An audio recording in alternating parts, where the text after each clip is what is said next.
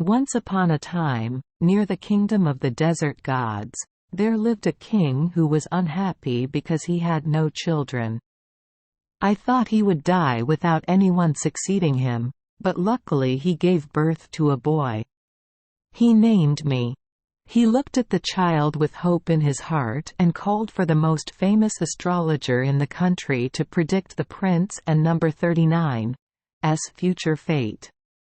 The wise man shook his head and said, "Your Majesty, I and number 39 am sorry, but it and number 39's so ugly.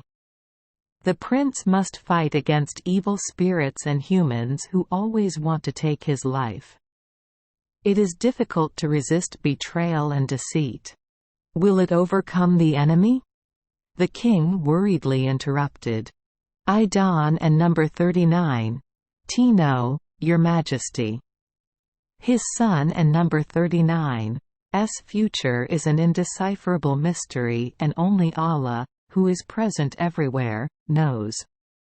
The king cried out, "I will protect him. I will take good care of my only son so that he can grow up in the safest possible way." The king immediately built a palace at the end of the desert on a high mountain and hid his son there.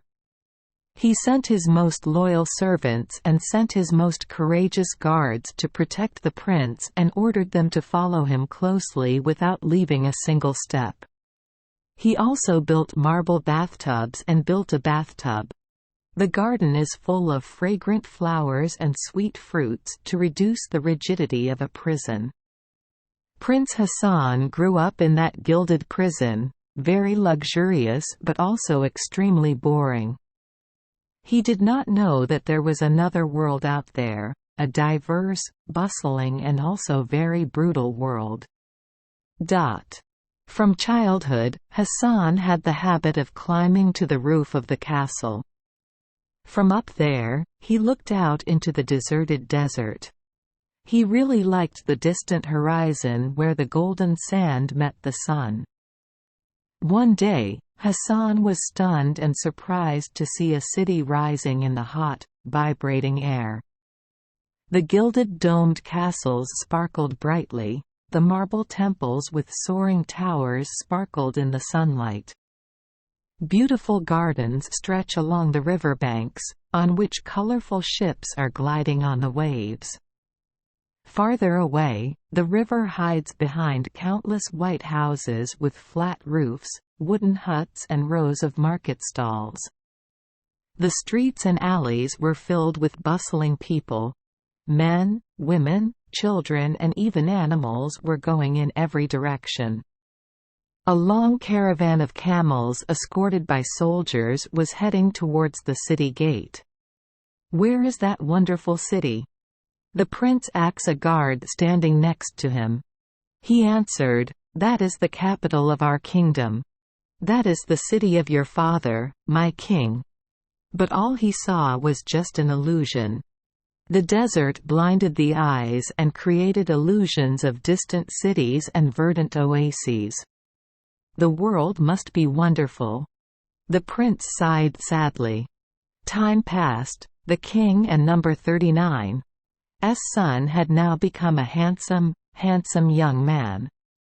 He tried to learn as much as he could about the world outside the desert and asked his tutors many questions. He also often listened to the servants chatting because he could not forget the splendid city that had appeared like an illusion. One day, he asked his father, "Father, why did you lock me in this castle? Everyone is free, they can go back and forth, but I have to confine myself behind these walls. I and number 39 am dying of sadness. I want to walk in the forest, bathe in rivers and lakes, and listen to the birds sing freely. I want to roam the streets, watch beautiful girls dancing and hear them sing melodious voices." The king answered me, "My son, when you leave this castle, hundreds of people will be there. Danger is always lurking around you. Your star is very bad, and one of the most famous astrologers has predicted that you will have a turbulent and unstable life. Because I am number 39, am not sure if you can defeat the enemy or not. It and number 39's best to leave you here." The prince immediately cried out angrily, "You want to know the outside world? I am sure happiness will smile at you. If you die, you won and number 39 have any regrets. That and number 39's better than a long but monotonous life behind this stone prison. Father, please let me go." The king was moved by those sincere words and immediately agreed to my wishes. He gave his son a horse and said, "Goodbye. Please take this sword." It was the sword of the good elven lord, who had the power and strength of Andon, and gave it to his father as a gift. It is a very powerful weapon. It will protect you. No one can resist the power of this sword. It will protect your soul and your life. Then, the king added, "But if you lose it, you will only have 40 more days to live." Hasan embarked on the road of burning dust and sand. Burn. Finally he reached an oasis. He jumped off his horse, sat under the shade of a large fig tree and began to eat and drink. Before he could swallow the first mouthful, a knight approached and stopped his horse in front of him. He pulled his sword out of its sheath and asked, "Do you want to compete with me? I really want you to sit down, eat something with me, and then we will talk later." Hasan politely suggested. The young man got off his horse and Hasan gave him food. At that time, another knight came and also wanted to compete and test his strength with the prince. Hasan also repeated the invitation to the first person. The second knight also sat down next to them. As soon as he sat down, the third knight appeared. The prince did not give this person time to say anything and gave him a piece of meat. All three strangers ate and drank very deliciously and glanced at each other and shouted in collusion. When they had rested enough, they stood up together. "Now let and number 39's fight," they said in unison as they pulled their swords out of their sheaths. "Oh no!" Hasan exclaimed, "You guys have eaten my food, so you are already my brothers. We Don and number 39's have to fight anymore, but on the contrary, we should help each other." All three knights looked at each other and understood that they could not violate the law of hospitality. They immediately sheathed their swords and held out their hands to Hasan. "Who are you?" One of them asked. "My name is Hasan. You are wise not to fight me because my sword is a magic sword and nothing can defeat it. My father, the mighty king of the land between the sea and the desert, was given to me by God. Because now we are friends," he added, "you can rely on its strength." "My name is Ahmad," the eldest brother said. "This is Qasim and that is Sharif. We are all brothers, comes from the eastern steppe kingdom. Our father was a king who also helped the good God. So you guys also have magical items, right?" Hasan asks. "Yes," Ahmad replied, "I have a magic mirror that when I look into it, I can see wherever I want. I also have a magic ring that when my loved ones are in danger, it will gently tighten on my hand until the mirror shows me what is happening to them." Qasim said proudly, "And me, I have a flying carpet. It can take me anywhere, even if it is the most remote place. As for me, I have nothing." The youngest guy confessed, "But I swim very well. I can dive to the bottom of the sea and bring up anything I can find." Prince Hasan and number 39's first adventure. Come on guys. Prince Hasan happily exclaimed, "Let and number 39's go explore the world together." So all four of them jumped on horseback. They crossed high mountain peaks, crossed steppes, plains, and reached the sea. From afar, the towering towers of a capital city appeared. All four people entered the city when night had fallen. Hasan was extremely surprised. He passed by a crowd of men and women, but there were no smiling faces, no braggarts or angry people. They were constantly sobbing and sighing bitterly. Those were examples. His face was even yellower than a ripe lemon. Hasan immediately asks, "Why are everyone so sad?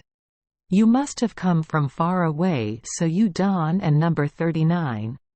Know our misfortune." The people in the city answered, "There is a giant fish living near the shore. Every morning, when the sun rises over the sea, it opens its huge mouth and swallows the sun.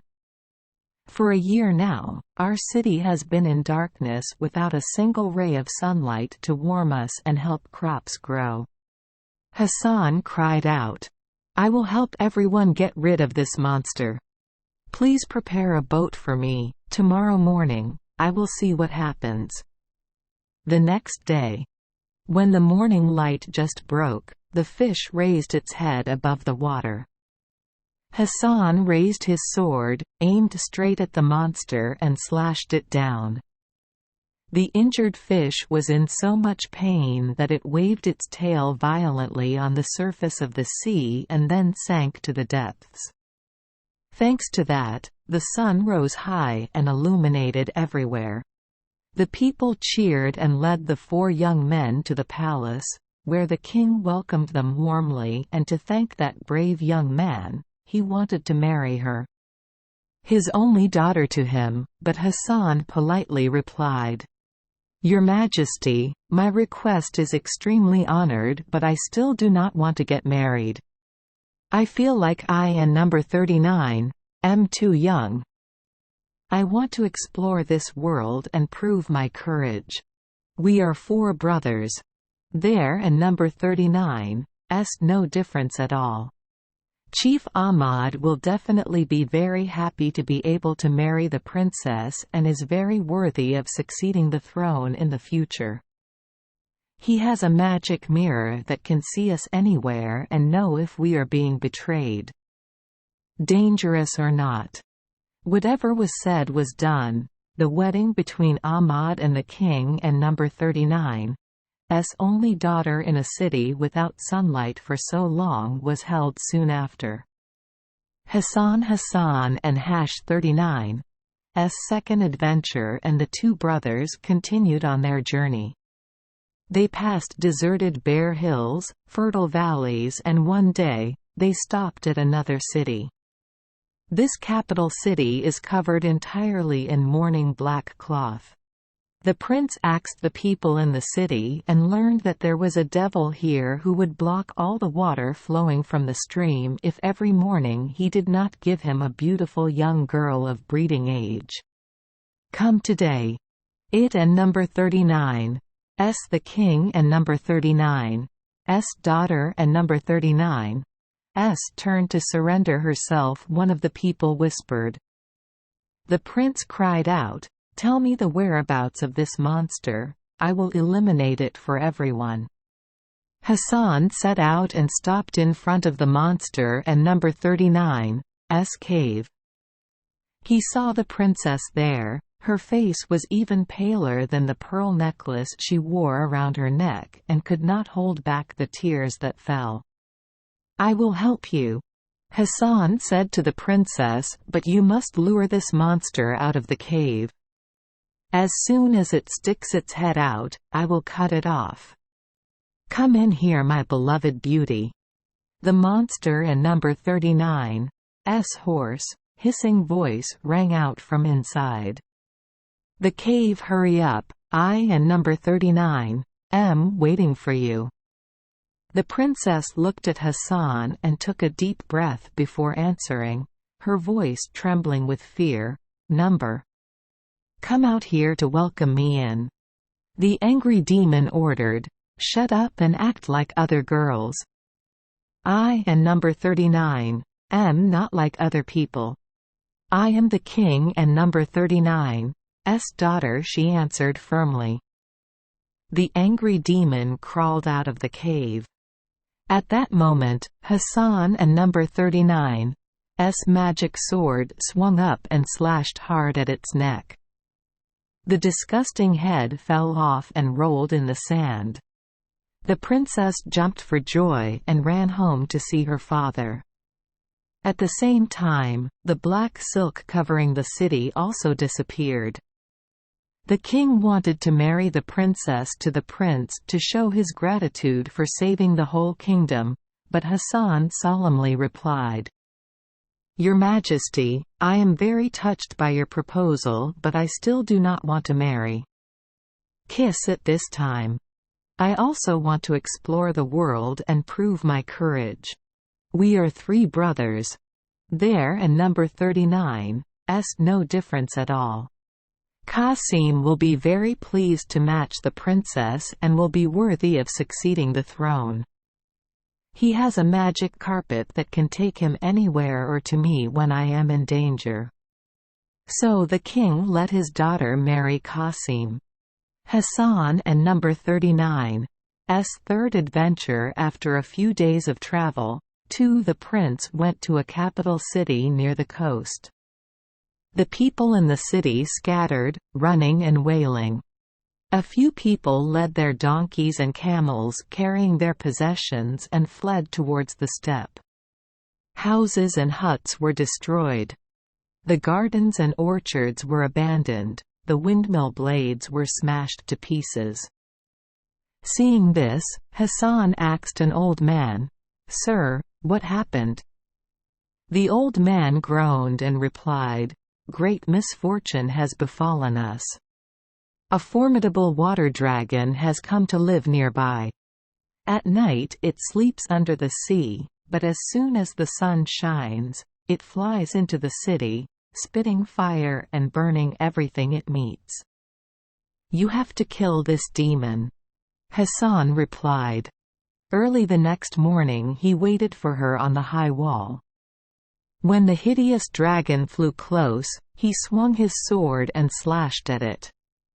The whole city rejoiced in celebration to celebrate the end of their unfortunate days. The king wanted to marry the princess and give the throne to Hasan, but he politely replied, Your Majesty, and number 39's proposal truly makes me extremely honored, but I still have no intention of getting married. I also want to explore the world and do useful things.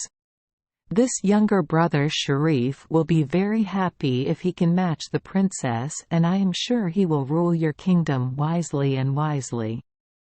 He has a strange talent of being able to dive deep to the bottom of the sea. The next day, the wedding between Prince Sharif and the princess was held. Hasan wished them happiness and got on his horse again to go to the steppe. To the east, there was the mighty Chinese Empire waiting for him. Hasan and number 39's fourth adventure. Right at the entrance to the Chinese capital stood a giant marble column. Nothing can describe Prince Hasan and number 39's surprise when he saw so many young men, sweating profusely, even though their strength was exhausted, still using their swords to endlessly slash at that pillar. Hasan stopped his horse and looked at them for a long time. When the blades were all chipped, they took other swords and continued toward the pillar. Hasan could and 39's help but laugh at that ridiculous action. "Why are you laughing, stranger?" the young men asked. "We are not here to entertain passers-by." "So what are you guys doing there? Why do you have to slash at the pillar until your swords are chipped as if you want to break the pillar in two?" Isan and 39's That funny?" The boys looked at Hasan from head to toe and hesitated for a moment. One of them stepped forward and said, "The only daughter of our country and number 39's great emperor is being locked up in this column. He locked her here to protect her from having to marry the old Persian king who kept asking to marry her to regain his youth." "How old is this Persian king?" Hasan asked. 80. The Taoists said he would be 60 years younger if he married the princess. The prince asked curiously, "How does this princess look?" "She is absolutely beautiful." The young men answered in unison, "Her teeth are shiny and beautiful like pearls. Her smile is more innocent and lovely than the smile of a newborn baby." The emperor had decreed that whoever saved her from this marble column would be able to marry her because such a person would definitely be strong enough to protect her from the hands of the old king. Up to this point, the young man continued his work. They slashed at the column again until they could no longer continue. Tired and discouraged after all these futile efforts, they returned to their home. Left alone, Hasan unsheathed his sword and slashed at the pillar. But nothing happened. So he grabbed the hilt of the sword with both hands and used all his strength to strike the column. At first, only a few pieces of marble flew out, but a moment later, the column split in half and the princess appeared. She is sitting on a golden chair, surrounded by silver plates filled with food, books and silk and brocade. The princess was graceful in a sky-blue dress, exuding a rare beauty. She said and smiled at Hasan, "Welcome. Please sit down next to me, eat and drink to regain your strength. Then we will go to see my father and we will get married." The emperor was very happy to welcome them. He said to Hasan, "Congratulations on breaking that marble column. You are truly worthy of my daughter. It is my most valuable possession that I entrust to you because only you are strong enough to protect it from the hands of the old Persian king." "Yes, your majesty, but to resist him, please give me a castle in the middle of the sea, no doors, no windows. The god and the princess will live in there and enter and exit via a rope ladder thrown over the city wall. A month later, amidst the vast waves of water, a magnificent and impregnable castle will rise." Every morning, Hasan climbed the ladder out of the castle to go fishing. In the evening when he returned, his wife threw a ladder over the wall for him to climb inside. Kidnapped by the king of Persia. The evil gods informed the king of Persia about the existence of a castle in the middle of the sea where the Chinese princess lives. They also told him about Hasan, her husband, and the magic sword. The old king thought for a long time and then found a way to kidnap the princess. He dug a tunnel under the sea leading to the castle, placed guards there and then sent a cunning and cruel old woman to the castle. While the princess was walking on the citadel, she saw her walking back and forth under the citadel. She bent down and asked in surprise, "How did you get here?" "I took a pilgrimage ship to Lamech." The old woman answered while sobbing, "We anchored here. I went to the island to pray and told the captain to wait for me. But when I came back, the ship had already anchored and I was alone on the island. You must be very tired and hungry." The princess looked at the old woman with pity. "Come to my house to rest first." And she forgot her husband and number 39's instructions and threw the rope ladder for her to climb up.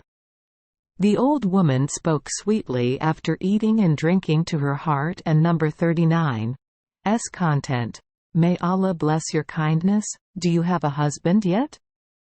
she asked her while looking around the room. "I have a husband, now. Now he is going to the beach to fish."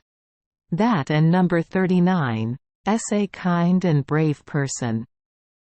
Well, a person like that deserves to be well taken care of. He will go clean the house. Having said that, the sweeper cleaned the room and polished the furniture. Just a moment later, everything was clean, making the princess very happy. "You have to take care of yourself too!" She said, looking at her from head to toe. "You should change your dress so I can clean it, and you should take a bath with rose water. Take your hair out so I can comb it, then I and number 39. Add some perfume. That way you will be worthy of your brave husband." The princess listened to the old woman and number 39's words, and soon she was as bright as a flower in the morning light and eagerly waited for her husband to return. In the evening, when Hasan returned back at the castle, he was very moved to see his wife more gorgeous than ever. He was about to run back and hug and kiss her when he suddenly stopped when he realized the old woman was standing next to his wife. She politely said, "Hello, give me the fish you caught today, I will clean and prepare dinner." After that, she disappeared into the kitchen. Hasan looked at his wife bewildered. "I haven and number 39. Told you not to let anyone into the house?" The princess bowed her head and apologized. "Yes, but this old woman is very kind. She certainly won and number 39. Harm us." 15 days later, the old woman has mastered all the nooks and crannies of the castle and knew all the habits of the young couple. One day while Hasan was away from home, the mother asked the princess, "Do you know where your husband and number 39's soul is?" "His soul?" The young wife asks in surprise. "Why does it have to be different from other people?" "It and number 39's because he knows how to tell fortunes. My husband is not like everyone else. He has powers that we don't and number 39's have. Let and number 39's ask him where that strength is. He said it anyway because he loved me." When the prince returned from fishing, the princess gently hugged him and asks, "How is your soul?" How strange she acts. "My soul is just like many others. I don't and number 39's believe it. ... The princess begged, "But why do you have that idea in your mind?" The prince cried out, looking at his beloved wife with worry in his heart. "Who told you that?" "No one. I simply know that your soul is not like other people and number 39's. I just want to know how it is different." "Okay, since you care so much about this, I will tell you, soul. My soul is in that broom standing in the corner of the wall over there." Hasan lied but looked very serious, and so the princess believed him. The next day, the old woman asked her, "Why do you keep caressing that thing? Broom? Are you okay?" "I and number 39's holding your soul." The princess happily replied, "Your husband has lied to you." "No, he never lied to me." The princess objected. "If you said your soul is in this broom, then it must be so." "Well, this time he tricked me," said the old woman with venom. The princess turned pale. Her dear husband had mocked her. Out of anger, she broke the broom handle in half and threw it into the sea.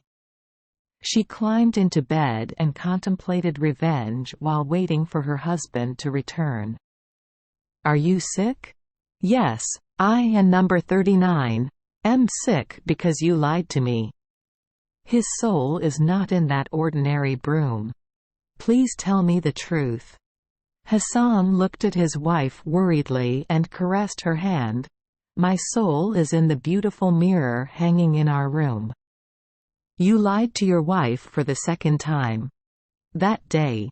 Afterwards, the princess took down the mirror, cleaned the gilded frame, then hugged it tightly, stroking it lovingly.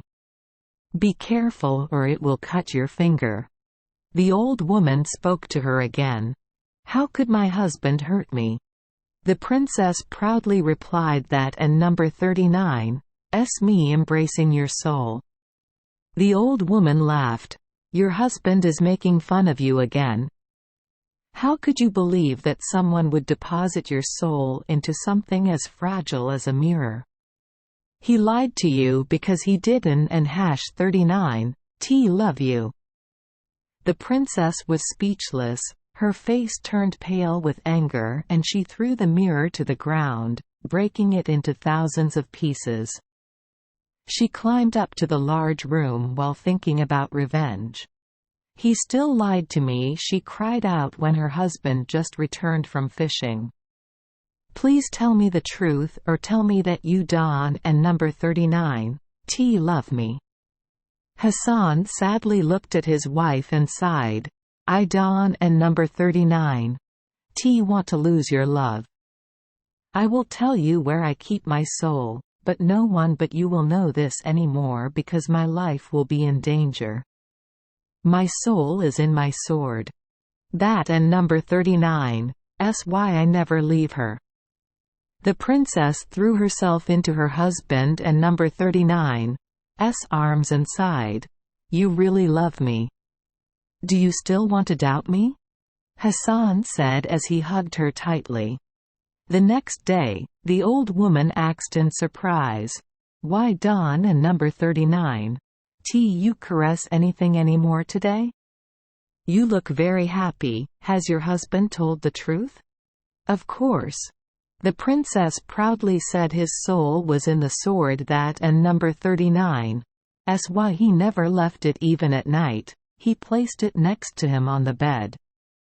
The old woman looked everywhere, searching everywhere, not missing even the smallest object, night after night, but could not put his hand on the sword. But now she knew where to get it. That night, very late, while waiting for her husband and wife to fall asleep, she sneaked into their room, gingerly walked to the bed and with quick movements grabbed the bar. "Find it and throw it into the sea." The sword fell onto the surface of the water and gradually sank to the bottom. At that time, the prince suddenly sighed and opened his eyes. He looked in horror at the old woman who was clutching the princess and number 39's hair to pull her out of bed, but he was no longer there. Any strength to protect his beloved wife. He fainted and fell onto the bed. "Hasan, wake up!" The princess screamed in horror. "Your husband is dead." The evil old woman said you should not have betrayed him and revealed the secret.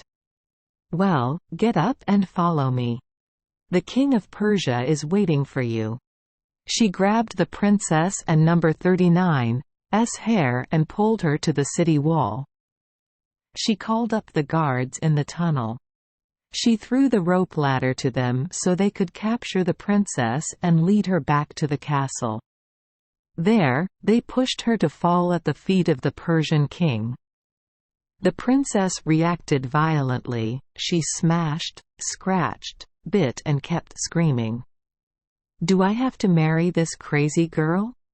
The Persian king said boredly. "Let and number 39's imprison him on the top floor of my mountain castle. It must calm down eventually." 39 days have passed.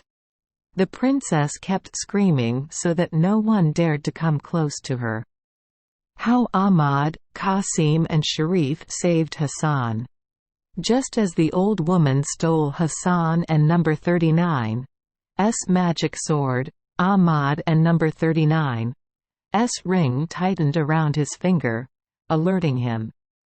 He or one of his brothers is in danger.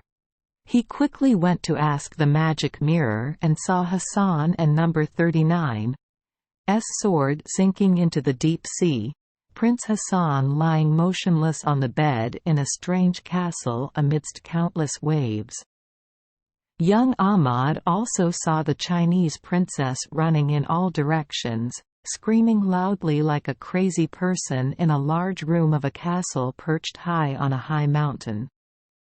Without a second and number 39's delay, Prince Ahmad ordered his horse to be prepared and rode to meet his younger brother Qasim. He said to Qasim, "Hasan is in danger. Let and number 39's get on the flying carpet and find Sharif quickly. We also need someone who knows how to dive to the bottom of the sea to find the sword." The flying carpet took Ahmad and Qasim up into the sky. On the way, they stopped by to pick up Sharif. So all three brothers crossed deserts, vast steppes and towering mountain peaks to finally stop at a castle in the middle of the ocean. Hasan could no longer breathe. His body was as cold as a slab of marble. He and number 39's dead. Sharif sadly sighed there, and number 39's nothing else that can be done? Don and number 39's give up so soon. Ahmed interrupted me. He pulled the magic mirror out of his pocket to see exactly where the sword fell. Sharif dived into the sea, and a moment later he emerged without being wet at all. The two boys dragged him ashore with the magic sword. They placed the sword next to Hasan and he began to breathe softly. His face gradually became rosy again. He moved his head and then reached out to touch the pillow next to him. "Where are you?" he asked in surprise when he did not see the princess. He opened his eyes. When wanting to protect a loved one must not lose their soul but must be much more cautious, brother. Sharif said sincerely. You should have suspected that the old woman had infiltrated this castle. Qasim added. Ahmad continued, the princess is locked in a castle high in the mountains. I and number 39 am afraid she has lost her mind. That and number 39 why the Persian king did not immediately hold a wedding. Come on, now let and number 39 all set out to save her. Thank you guys.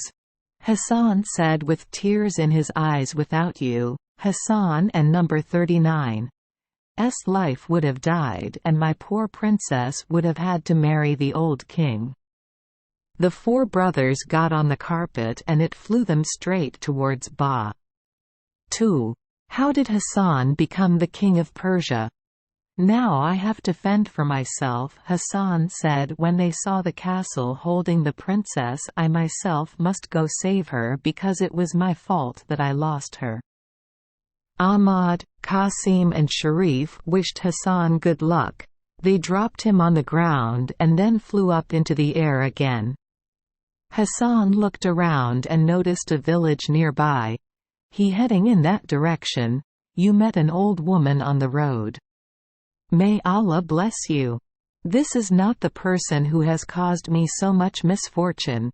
He thought, maybe now she will help me and quote, hello old woman. Hello young man. The old woman replied, where do you come from? Well, it and number 39's been a long time since we heard about the Arab country. Be careful, this is a foreign country. If you Don and number 39's want to be discovered, you must wear Persian clothes. Follow him and he will lend you my late husband and number 39's clothes. They were probably the same size as his clothes. Hasan followed the old woman home and changed his clothes. When he finished, he started a conversation. Have you heard about a princess imprisoned in a castle nearby, high in the mountains? Of course. Even though our king is old, he still wants to force that poor, beautiful young princess to marry him. How shameful! Hasan whispered, "Can I trust you to tell you a secret? Your secret will also be my secret. That princess is my wife. She was originally a princess of China. The king of Persia kidnapped her and intended to kill her, but fortunately her brothers arrived in time to save her. Now I come here to find my princess again. Can you help me? So what should we do?" The old woman asks, looking at the benevolent Hasan and smiling. The old woman and number 39's kindness gave him a flash of hope. He wrote a few words on a piece of paper. He took an apple from the table, cut it in half, then used a knife to cut a small hole, put the paper inside and attached the two halves of the apple. He gave it to the old woman and said, "Please bring this apple to my princess. Please also give me this ring and half of the bottle of sleeping pills." The old woman climbed on the back of her donkey and walked towards her. "Where is the station?"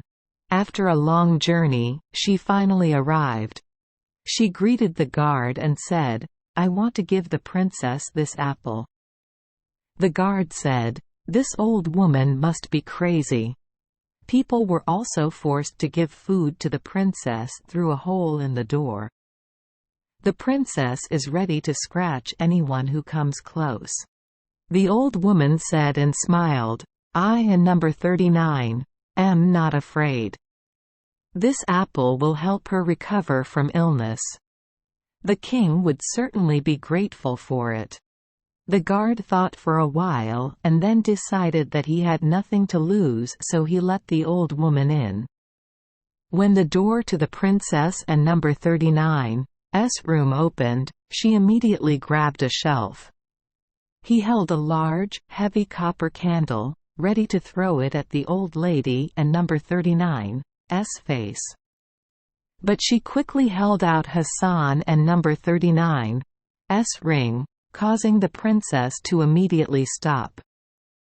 "Put down the lamp and take this apple," the old woman whispered while the princess was hesitating. "Inside is something that belongs to your husband. Send it to me." The princess took the apple, split it in two and read Prince Hasan and number 39's words of advice. Tears flowed down her cheeks again. "Please tell my husband that I will do everything he says. Tomorrow, I will inform the king that I am ready to get married. On the wedding night I will put an anesthetic in his wine. Good luck," the old woman said as she hugged her. The king was extremely happy because finally, the crazy princess was cured. In just a few days, he will regain his youth. Being younger for more than 60 years, that and number 39's great. He ordered the wedding ceremony to be lavish and solemn, and it happened like that. The king and his young wife retired to the most beautiful room in the castle. Dinner was set out with a full range of delicacies, including spring rolls, phoenix rolls, meat, candies and wine. The princess poured a glass for the old king, in which she secretly added sleeping pills. "Wishing us happiness," she said and laughed. "Tomorrow, I will be holding a beautiful young man in my arms." The old king drank the glass of wine in one gulp and then collapsed on the bed. His old heart could not resist such heavy drowsiness. So he never got up again. Hasan in Persian clothes mixed into the crowd. He attended the wedding, and when the two retired to their room, he discreetly followed them, hiding behind the curtain. Prince Hasan sadly watched the cruel old king fall, his heart unable to beat again. Then, he hugged the princess, holding her tightly in his arms lovingly. He told me how much he missed her. They talked for a long time, drank fine wine, ate fruit cakes and then slept in each other and number 39's arms. The next morning, Hasan wore the king and number 39's clothes and appeared before the crowd to announce the good news. The king and number 39's wedding night with a Chinese princess made the king more than 60 years younger, just as the prophets had predicted. Cheers echoed loudly in the palace. Everyone hoped that this young king would be more just than the harsh old king who had ruled them before. Days passed like that. Hasan was a wise king who made the people increasingly love him. But the prince could not bear to live in a lie. He invited all the kings and sons, along with the ladies and beauties of the court, to appear before the balcony of the castle and confess. "Your real king is dead. His heart gave out on the wedding night. I have taken his place on this throne but not in his wife and number 39's heart because this young princess is already my wife. It was the old king who kidnapped her from me with cunning tricks and strength. I am happy to rule this kingdom but I do not want to deceive you anymore. It and number 39's time for me to return to my kingdom." The prince lowered his crown. But the entire crowd protested. To them, it didn't and #39's matter how he ascended the throne. Most importantly, he was the best king they had ever met. He was kind, virtuous, and fair. They would never let him go. The prince was very moved by that absolute trust, so he took on the responsibility of being king again.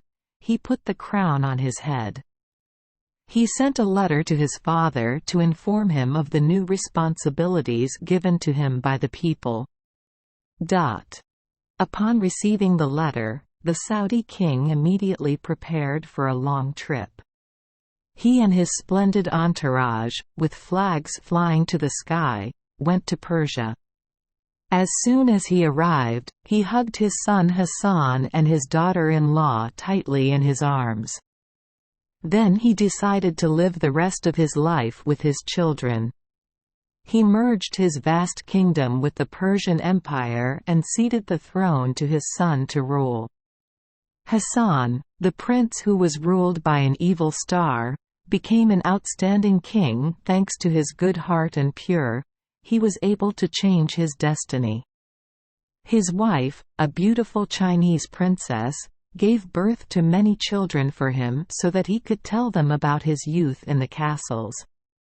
Station, in the middle of a hot desert. Thank you for joining us for today's fairy tale. We hope these stories bring joy and meaning to your day. If you love our channel, please hit the subscribe button so you won't miss any exciting tales. Wishing you a good night and sweet dreams. See you in the next story.